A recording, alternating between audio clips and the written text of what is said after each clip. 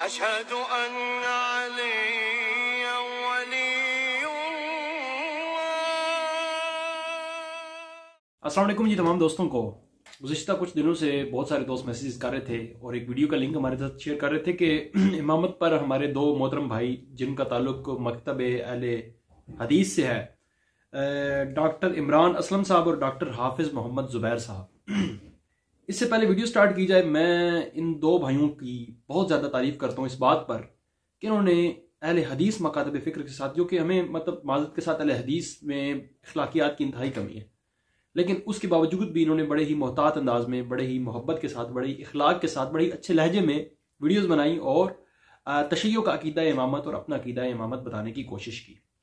इस वीडियो के अंदर जो मुझे थोड़ा सा एक कमी लगी है वो ये है कि अगर आप तशय्यो का अकीदा इमामत बताना चाहते थे तो फिर इमामिया का जो एक अकीदा इमामत है वो आप अलग बताते, इस्माइलिया का अलग बताते, ज़ैदिया का अलग बताते। तो क्योंकि तशय्यो अल्हम्दुलिल्लाह लज़ी जअलना मिनल मुतमस्सिकीन, जो हम हैं असना अशरी 12 खुलफा के मानने वाले, 12 इमामों के मानने वाले और 12 वलियों की विलायत के कायल हैं, वो हम शिया इमामिया हैं, यानी असना अशरी 12 खुलफा के मानने वाले शिया। अब जो उन्होंने कुछ एतराज़ात किए उस वीडियोज़ के अंदर और बड़े अच्छे तरीके से, बड़े मोहतात अंदाज से, बड़े अखलाक से इन्होंने वीडियोज़ बनाई, अल्लाह ताला इनको सलामत रखे। और एक और चीज़ भी है कि अगर ये हमारे मोहतरम भाई हैं जिस तरह इनका अखलाक है, जिस तरह से ये गुफ्तगू करते हैं, हमारा एक मुनाजरा इसी चैनल पर हो चुका है माविया अब्बासी साहब के साथ बीबी फातिमा की शहादत के ऊपर। उसका लिंक इंशाल्लाह मैं आपको डिस्क्रिप्शन में दे दूंगा। आप वो हमारा, अगर आप तक हमारी ये वीडियो पहुंचे तो आप वो मुनाजरा देखिए, उसमें हमने कितने बाइखलाक तरीके से वो डिबेट करवाई है। तो हम आपको इन्वाइट भी करते हैं कि आप हमारे पास मेहमान बने, आए, तशरीफ लाएं और अकीदा इमामत या कोई भी टॉपिक है उसके ऊपर आकर गुफ्तगू करें। अच्छा, इनकी वीडियोज़ के अंदर कुछ एतराज़ात थे, वो एतराज़ात मैंने कुछ चांद लिखे हैं, इंशाल्लाह उनको कवर करेंगे। कोई एतराज़ात इतने बड़े नहीं थे कि बड़े मतलब इल्मी शख्सियात को उसके लिए मुतवज्जे किया जाए, मतलब आम एक छोटे से बच्चे को भी वो उन सवालों के जवाब पता है, इसलिए मैं उनकी इस्लाह तो नहीं कह सकता क्योंकि वो एक इल्मी शख्सियत है, लेकिन जो उनसे मिस हैंडलिंग हुई है या उनके कुछ एतराज़ात थे या कुछ सवालात थे, इंशाल्लाह उसको हम इस वीडियो के अंदर कवर करेंगे। अहले तशय्यो क्या कहते हैं इमामत के बारे में, इसको हम उनके प्राइमरी सोर्सेज से समझें, क्योंकि हमारे यहाँ ज़्यादा अवेयरनेस नहीं है अहले सुन्नत में कि अहले तशय्यो का नज़रिया इमामत क्या है। बल्कि मैं तो ये समझता हूँ कि शायद अहले तशय्यो की मेजॉरिटी को भी नहीं पता कि नज़रिया इमामत उनके यहाँ क्या है। 12 का ही जो फिगर है ये क्यों? क्योंकि स्टार्टिंग में इन्होंने एक एतराज़ किया कि शिया के अक्सर लोगों को अपना अकीदा इमामत नहीं पता, यानी अक्सरियत को अपना अकीदा इमामत ही नहीं पता। उन्होंने ये बात की ना, तो इसका जवाब ये है मोहतरम भाई, अगर तो आपने शिया असना अशरी की बात की है तो ये बात मेरे हिसाब से आपकी दुरुस्त नहीं है। अगर ज़ैदिया या दूसरे फिरकों की बात की है तो उसके बारे में मैं कुछ नहीं कह सकता। तशय्यो का अल्हम्दुलिल्लाह अपना अकीदा इमामत पता है, बल्कि तमाम मकातब फ़िक्र से अपना अकीदा, यानी अब हम अकीदा इमामत क्या होता है तो उससे मुराद अकीदा इमामत, खिलाफत, विलायत, ये तीनों चीज़ें एक ही हैं, नाम मुख्तलिफ है।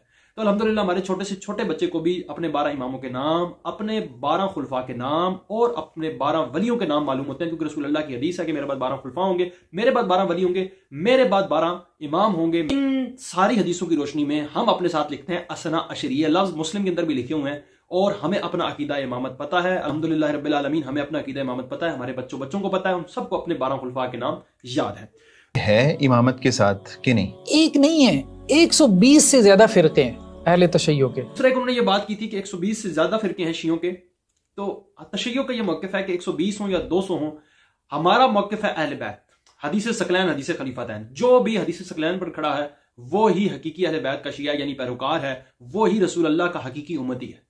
अब उसको आप जो मर्जी टाइटल दे दें। तो तशय्यो बाकी जितने भी फिक्र हैं, चाहे मकातब फिक्र हैं, चाहे इस्माइलिया हैं, चाहे ज़ैदिया हैं, उनको इसी तरह समझते हैं जिस तरह अहले सुन्नत है। यानी हमारे यहाँ किसी एक रसूल अल्लाह के खलीफा की खिलाफत का इनकार करना भी इसी तरह है कि चाहे पहले खलीफा की खिलाफत का इनकार कर दिया जाए। तो हमारे लिए बाकी जितने भी मकातब फिक्र हैं, अगर आपने आपको शिया कहते हैं या शिया नहीं भी कहते तो उनकी कोई अहमियत नहीं है हमारे लिए, वो इसी तरह ही है जिस तरह हमारे अहले सुन्नत भाई हैं। हाँ, हम उनको मुसलमान समझते हैं। हाकिम कौन थे? आले हुसैन में रज़ियल्लाहु अन्हु खुद भाई की इमामत का कायल नहीं, अल्लाह की तरफ से मंसूस थे, तो हज़रत हसन को जो है वो लड़ाई करनी चाहिए थी, हज़रत अमीर मुआविया से सुलह नहीं करनी चाहिए थी। हाँ, एक और इन्होंने इसमें वीडियो के अंदर एक एतराज़ किया कि इमाम हुसैन अलैहिस्सलाम की औलाद में तो भाई की इमामत का कायल नहीं था। तो इसमें कोई ताज्जुब वाली बात नहीं है, यानी रद्दू अलैहिस्सलाम का बेटा जो था वो रद्दू की रिसालत का कायल नहीं था।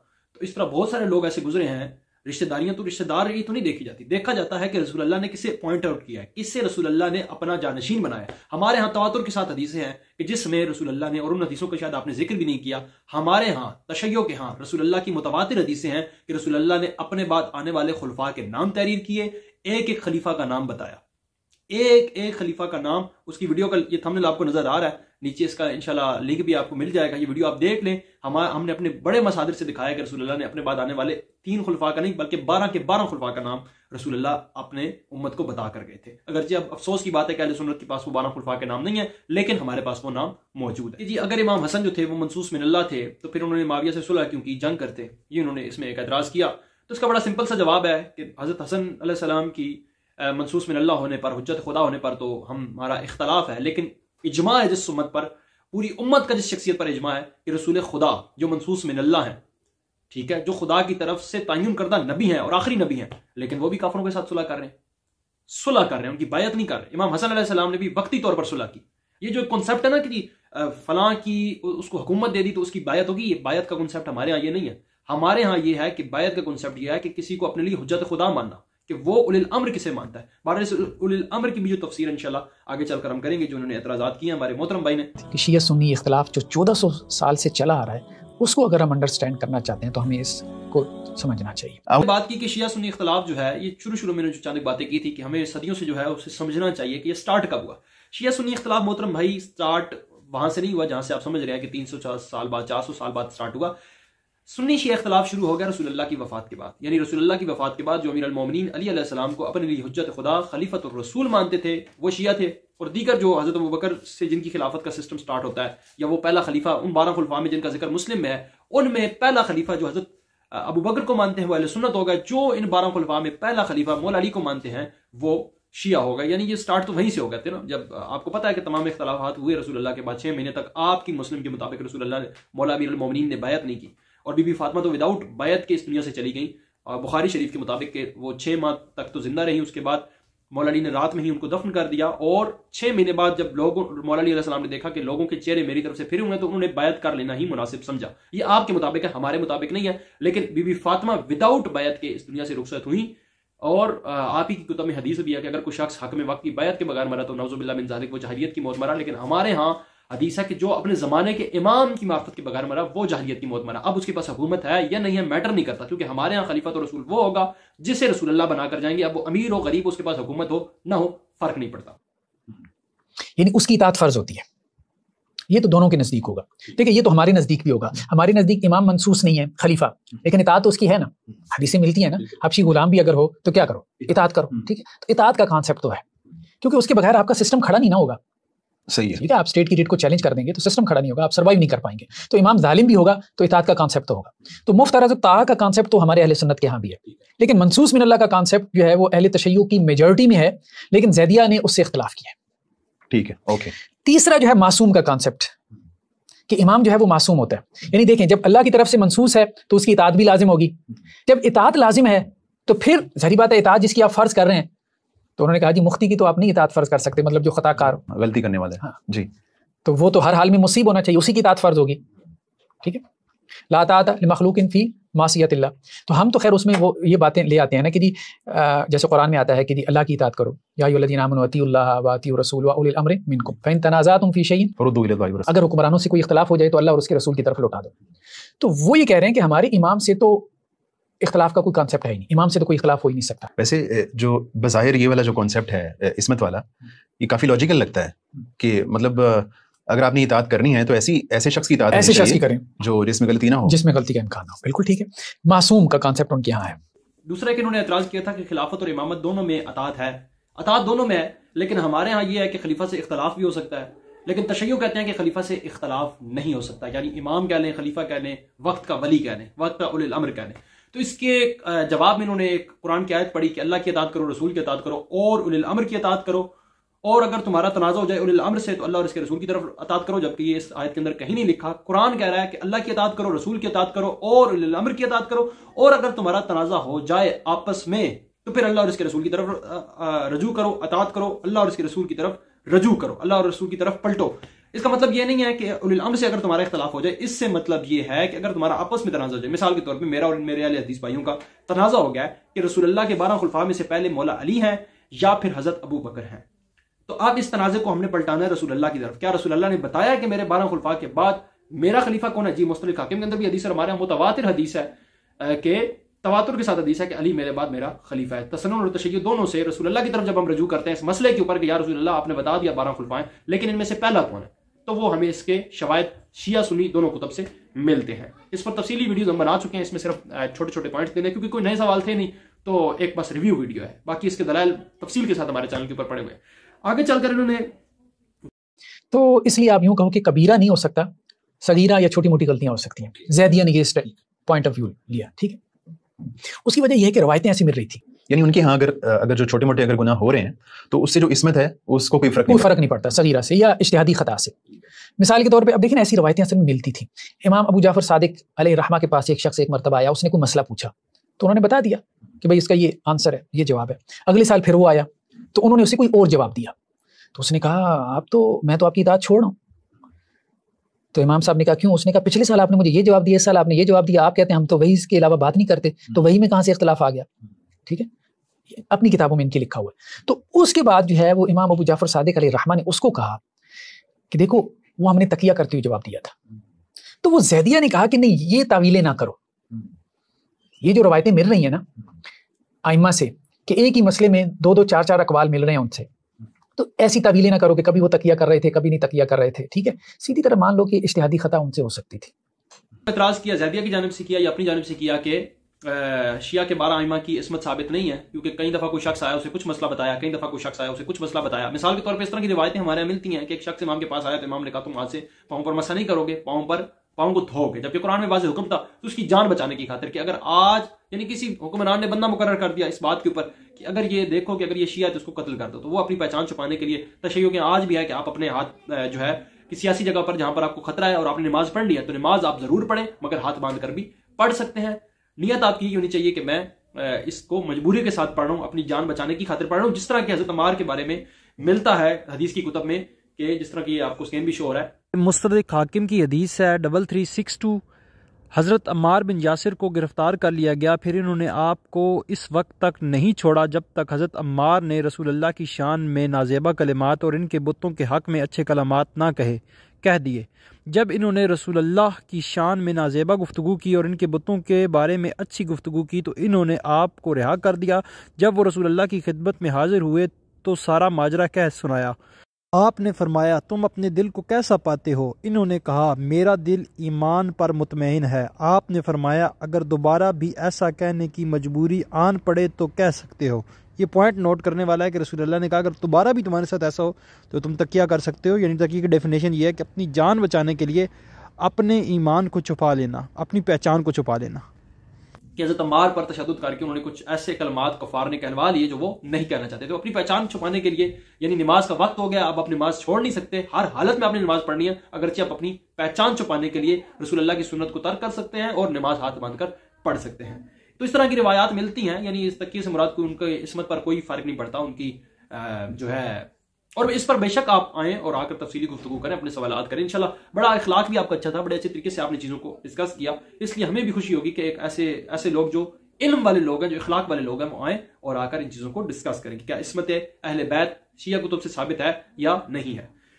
ہاں, چوتھا یہ تھا کہ مرسل الیہ, یہ بات بھی واضح طور پہ کلینی وغیرہ نے روایتیں لے کے آئے ہیں کہ فرشتہ آتا تھا, امام کی طرف فرشتہ آتا تھا.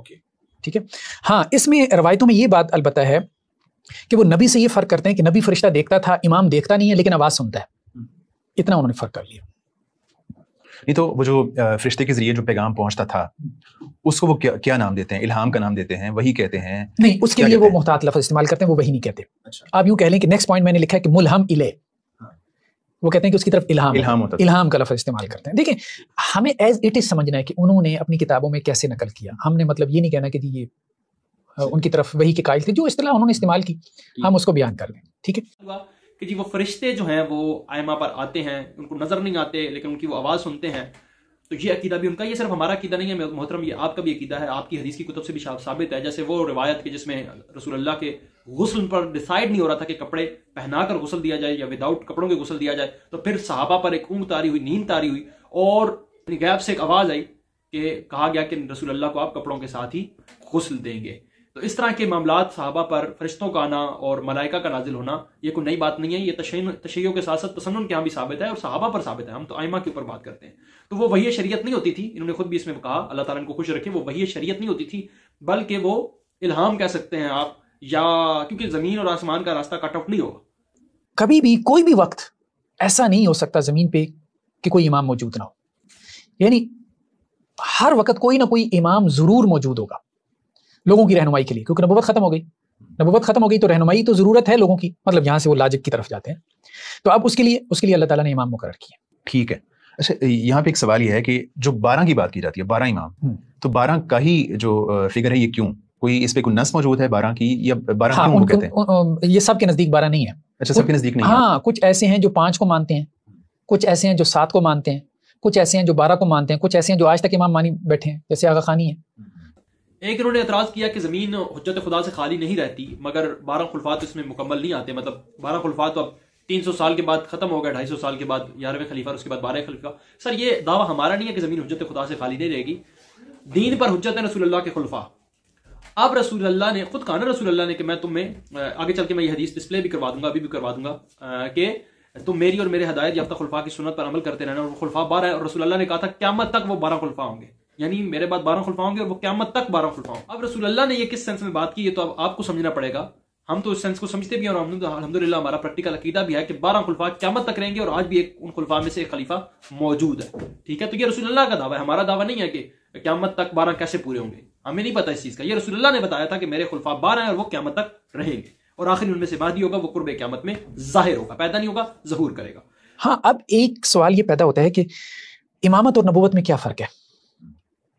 دیکھیں، اس سب کو اسٹڈی کر کے مجھے جی یہ لگا، اب یہاں پہ میں تھوڑی سی اپنی بات کرنے لگا، میری یہ فیلنگ ہے، اس پہ اگر کوئی اہل تشیع کے عالم دین تصحیح کرنا چاہیں تو ضرور کریں، کریکشن کرنا چاہیں تو ضرور کریں، صرف ٹائٹل کا فرق نظر آ رہا ہے۔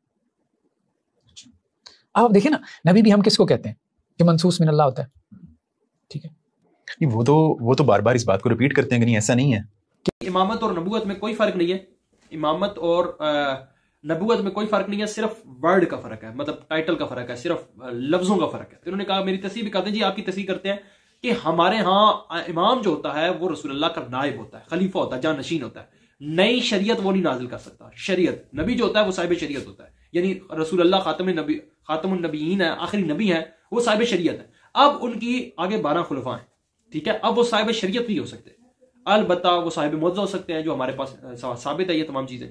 اسی طرح وہ ان کے پاس فرشتوں کا نزول ہو سکتا ہے، فرشتوں سے ان کی ملاقات ہو سکتی ہے، اور وہ ساری چیزیں ہو سکتی ہیں، لیکن وہ نبی سے مختلف اس بات پر ہے کہ اس پر وحی شریعت نہیں آئے گی، کوئی نئی شریعت نہیں لے کر آئے گا، کوئی نیا دین نہیں لے کر آئے گا، جو دین رسول اللہ نے دیا ہے اسی کی ترویج کرے گا، اسی کی تشریح کرے گا، قرآن کی تفسیر کرے گا۔ ٹھیک ہوگا، جزاک اللہ۔ اچھا، باقی امامت اور خلافت میں کیا فرق ہے؟ تو دیکھیں، ہمارے یہاں خلیفہ منصوص من اللہ نہیں ہوتا، نہ مرسل الیہ ہے کہ اس کی طرف فرشتہ آتا ہو، ٹھیک ہے، نہ ہم کہتے ہیں کہ جی معصوم ہے، معصوم بھی ہم اس کو نہیں مانتے، نہ ہم اس کو حجت خداوندی مانتے ہیں، ٹھیک ہے۔ باقی یہ ہے کہ مفترض الطاعہ ہے بس، ٹھیک ہے، خلیفہ کی اطاعت ہوگی، باقی وہ غلط ہو سکتا ہے، ظالم ہو سکتا ہے، فاسق و فاجر بھی ہو سکتا ہے، ٹھیک ہے۔ تو خلافت کا کانسیپٹ بہت ڈفرینٹ ہے۔ ایک بات انہوں نے بڑی مزیدار کی کہ ہمارے ہاں خلیفہ جو ہے وہ منصوص من اللہ نہیں ہوتا، وہ فاسق بھی ہو سکتا ہے، فاجر بھی ہو سکتا ہے۔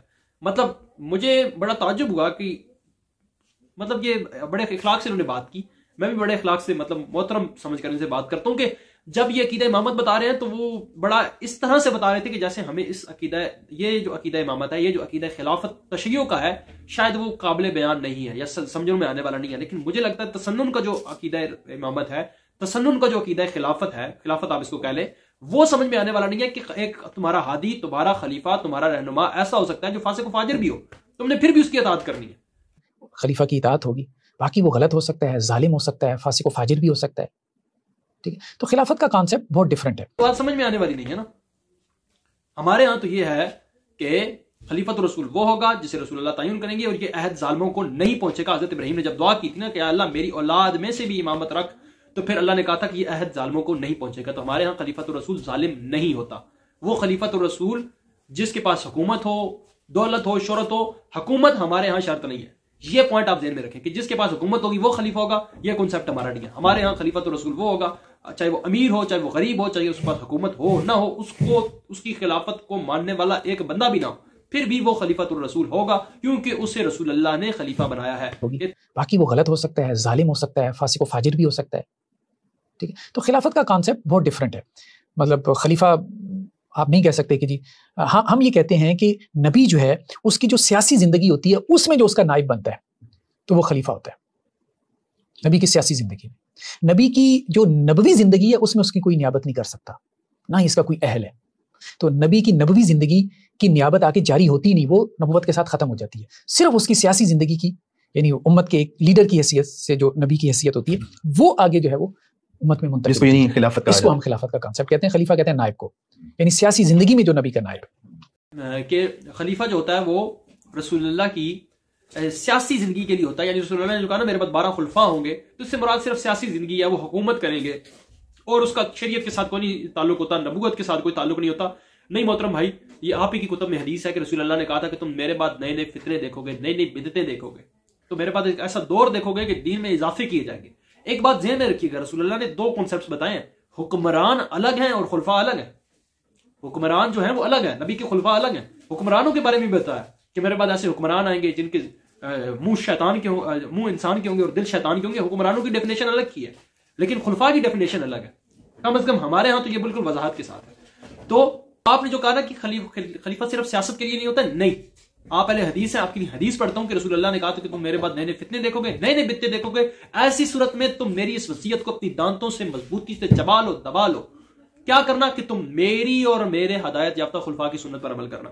رسول اللہ کہہ رہا ہے تم میری اور میرے ہدایت یافتہ خلفاء کی سنت پر عمل کرنا. خلفاء کی سنت پر عمل کرنا ہے. خلفاء صرف سیاسی نہیں ہے, اس نے صرف حکومت نہیں کرنی, سنت کے ساتھ بھی اس کا تعلق ہے. اس کی سنت آپ پر واجب ہے حدیث رسول سے. امام 2 مقاصد کے لیے تھا نا, عدل قائم کرے, حلال و حرام بتائے, روایتیں یہی بتا رہی ہیں, حلال و حرام بتائے گا اور عدل قائم کرے گا. ٹھیک ہے, تو اب تو امام ہے کوئی نہیں, 1100 سال ہو گئے, 12ویں امام روپوش ہیں. تو اب مسئلہ یہ ہے کہ درمیان میں کوئی نائب بھی نہیں ہے, وہ نائبین کا زمانہ بھی گزر گیا کہ جو امام کے ساتھ کانٹیکٹ میں تھے اور وہ امام کی طرف سے ہدایات پہنچا رہے تھے. تو اب درمیان میں کوئی نائب بھی نہیں ہے. امام نہیں, یعنی جو اہل سنت کے یہاں تو یہ ہے نا کہ قیامت کی نشانیوں میں سے ایک یہ ہے کہ امام مہدی کا ظہور ہوگا.